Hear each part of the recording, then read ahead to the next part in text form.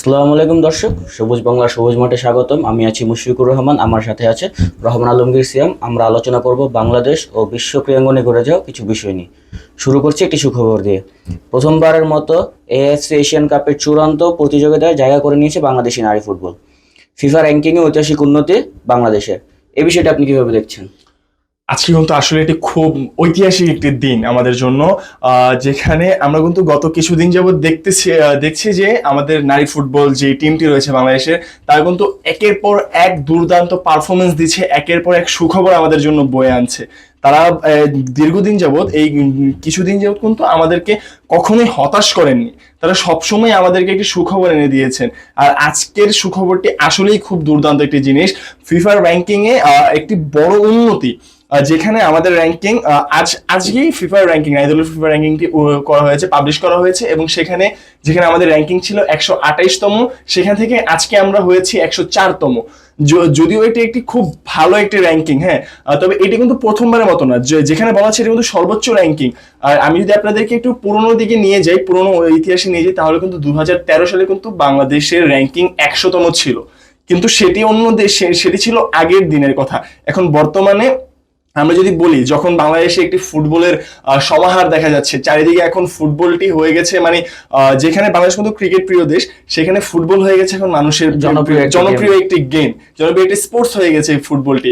সেখানে আমাদের নারী দল তারা খুবই দুর্দান্ত একের পর এক চমক দিকে যাচ্ছে, বাংলাদেশের মানুষকে আরো ফুটবল আগ্রহী করে তুলছে। এবং সেখানে এরকম একটি জিনিস হওয়াটা, ফিফাতে তাদের র্যাঙ্কিংটা এতটা বড় উন্নতি আসা আরো আগ্রহ বাড়াবে আমাদের দেশে ফুটবল প্লেয়ারদের জন্য, ছোট ছোট তরুণদেরও ফুটবলের দিকে আরো আগ্রহ বাড়াবে অবশ্যই। এবং আরেকটি বিষয় হচ্ছে পয়েন্ট টেবিলের দিকেও কিন্তু বাংলাদেশের ফিফার বোর্ডে কিন্তু একটি উন্নতি হয়েছে, যেটি হচ্ছে আপনার সর্বোচ্চ পয়েন্ট টেবিলটা হচ্ছে 80.51 পয়েন্ট বৃদ্ধি হয়েছে যেখানে আমাদের বাংলাদেশের নারী দলের। এবং এই বিষয়ে যদি আমরা কথা বলি, তাহলে আমরা দেখেছি যে যেখানে ফুটবলটি ছিল বাংলাদেশের জন্য খুবই সামান্য একটি বিষয় ছিল প্রথম দিকে, সেখানে আজ ফুটবল এতটি জনপ্রিয়, আমাদের নারী দলটি এতটি ভালো খেলেছে, এতটি ভালো খেলা দেখিয়েছে। আমরা যদি খেয়াল করি, তাহলে এশিয়ান কাপ কোয়ালিফায়ার যখন ছিল, সেখানে তিনটি ম্যাচে কিন্তু তারা খুব ডমিনেট করেছে। আমাদের থেকে 74 ধাপ এগিয়ে থাকা, অর্থাৎ মিয়ানমার, যাদের র্যাঙ্কিং হচ্ছে 55তম, তাদেরকে কিন্তু 2-1 গোলে হারানো। তারপরে ছিল আপনাদের তুর্কমেনিস্তান, বাহরাইন, তাদেরকে 7-0 গোলে হারানো। মানে গ্রুপ চ্যাম্পিয়ন হয়ে এশিয়ান কোয়ালিফায়ারকে ডমিনেট করা।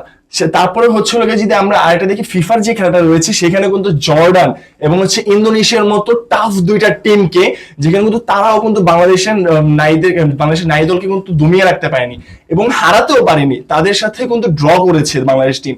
এতটা টাফ অপোনেন্টদের সাথে যখন বাংলাদেশ দল খেলতেছে এবং খেলে তাদের জায়গাটা বজায় রাখতেছে, তো এখানে আমরা বলতে পারি যে ভাই, বাংলাদেশ ফুটবলটা আসলে একটি খুব দুর্দান্ত দিকে এগিয়ে যাচ্ছে, খুবই উন্নতির দিকে এগিয়ে যাচ্ছে। বাংলাদেশের নারী ফুটবল টিমটি আমাদেরকে একটি আশার প্রদীপ দেখিয়েছে, এবং আমরা কিন্তু ব্রাজিলের ফিফা ওয়ার্ল্ড কাপ নিয়েও কিন্তু আমরা আশাবাদী যে আমরা সেখানে ওয়ার্ল্ড কাপটা খেলবো, এবং আমাদের নারী দলটি যদি একইভাবে এরকম সুন্দর পারফরমেন্স আমাদেরকে দিয়ে যায় এবং তাদেরকে পর্যাপ্ত পরিমাণ কোচিং ফ্যাসিলিটিস দেওয়া হয়, তাহলে আমরা এটাও আশা করতে পারি যে তারা দেশের জন্য প্রথমবারের মতো কিন্তু বিশ্বকাপটা এনে দিতে পারবে। আচ্ছা, আরেকটা বিষয় হচ্ছে, এএফসির অনূর্ধ্ব-17 নারী টুর্নামেন্ট বাছাই ড্রয়ের পর বালক টুর্নামেন্টও ড্র হয়েছে। এতে বাংলাদেশের গ্রুপ পড়েছে এ।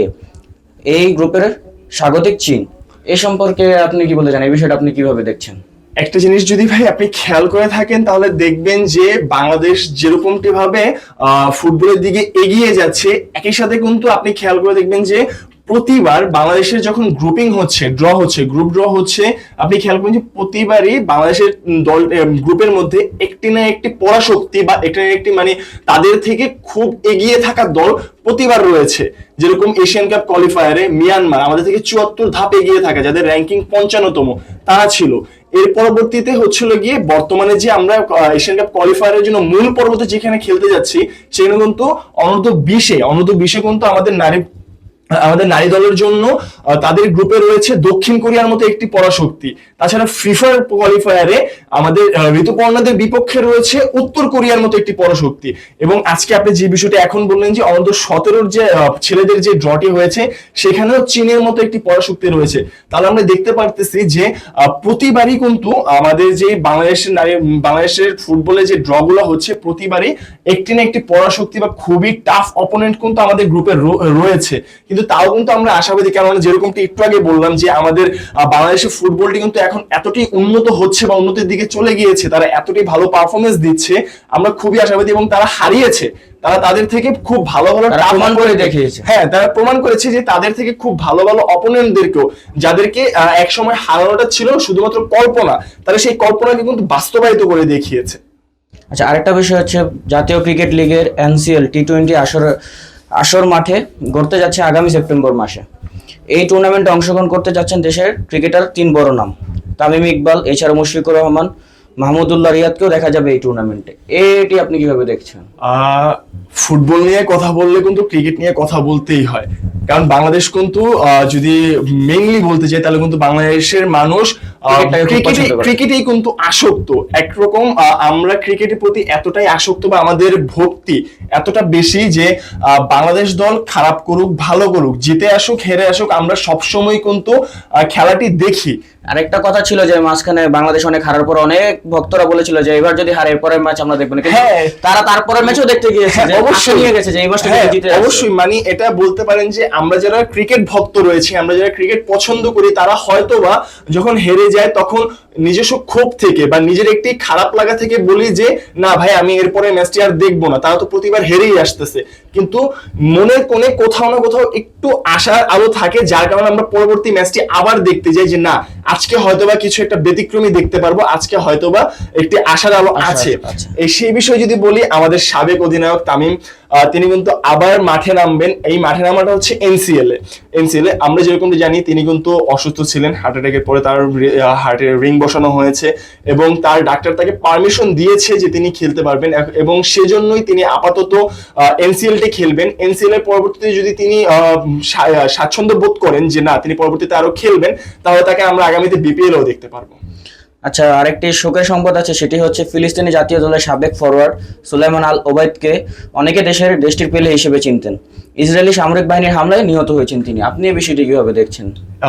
ইসরায়েলের যে কথাটি আপনি বললেন মাত্র, সেখানে যে ছেলেটির কথা বললেন তিনি কিন্তু আসলে খুব অসাধারণ একজন ফরওয়ার্ড।